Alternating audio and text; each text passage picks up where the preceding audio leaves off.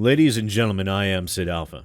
Over the course of this never-ending nightmare, there was a semblance of peace that was bought for YouTubers who were posting game content for the Imagos Softworks title Starr Mazer DSP with the use of a legally obtained restraining order. In that order, the very first stipulation is clearly stated as being, defendant shall not issue further copyright claims or takedown notices, including DMCA takedowns for any work related to Starr Mazer. And Alex Maurer has now potentially violated that restraining order due to one of the videos in question containing footage of music created for Starr Mazer. It was reported a short while ago that Alex Maurer has filed 2 separate DMCA strikes against videos posted by Shawnphase, a musician and former friend of Alex Maurer. Now, the videos in question were of live performances featuring Shawnphase and Alex Maurer in which songs created for Starr Mazer were played, which would fit the terms of the restraining order filed against Alex Maurer in July of this year.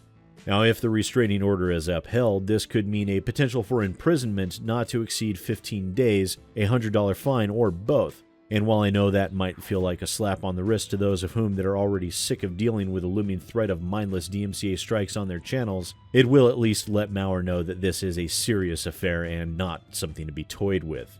However, as I'm not a lawyer, I can't actually guarantee that this even is a violation of the terms of the restraining order or not. You see, it's entirely possible that Maurer issued the DMCA strike in order to remove the imagery of Maurer pre-transition, something that Maurer's been extremely sensitive about in the past. However, even by doing that, Maurer flaunts a complete and utter lack of understanding of how the law works. You see, Shawnphase, the person who is the drummer in the video, is equally represented, and the video contains footage of him performing. As that is the case, he is well within his rights to post the video if he chooses to do so. Now, of course, I will not post footage of the video myself. To do so would be merely baiting for a DMCA strike, allowing Maurer to succeed where she'd completely and utterly failed in the past. And quite frankly, given the shady developers and asset flippers that I cover, I need the buffer zone, especially with what's coming down the pipe. Now, regardless of that, Alex Maurer has thrust herself into an even more difficult legal position than she was in previously. And given the clock is ticking on her even finding an attorney willing to take the case under the current circumstances, I would strongly recommend that Maurer stop playing games and start taking the situation a little more seriously.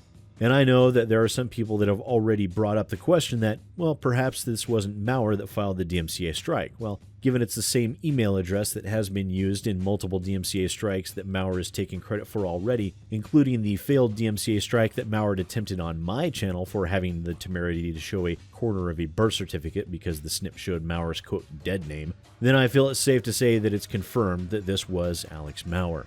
Now, try as I might, I still cannot comprehend Maurer's actions. Even in spite of a court order, Maurer decides that she is so in the right that the law simply does not apply to her. At this point, it would seem that incarceration may be the only way to put an end to this, which could still happen considering the vast number of spurious DMCA claims that Maurer has now filed.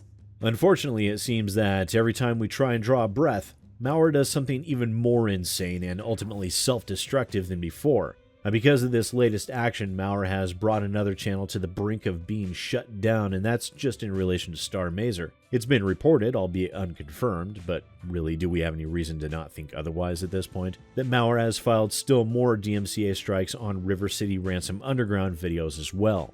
It seems that this particular nightmare will continue unabated until Maurer is tossed in jail. But what about the next time? I've said it before countless times, but this only serves to underscore just how outdated and woefully one-sided the Digital Millennium Copyright Act actually is, propping up a guilty until proven innocent methodology that was never designed for the internet of today. As always, please do let me know what you think down in the comments below. Once again, ladies and gentlemen, I am SidAlpha, and I'll see you next time.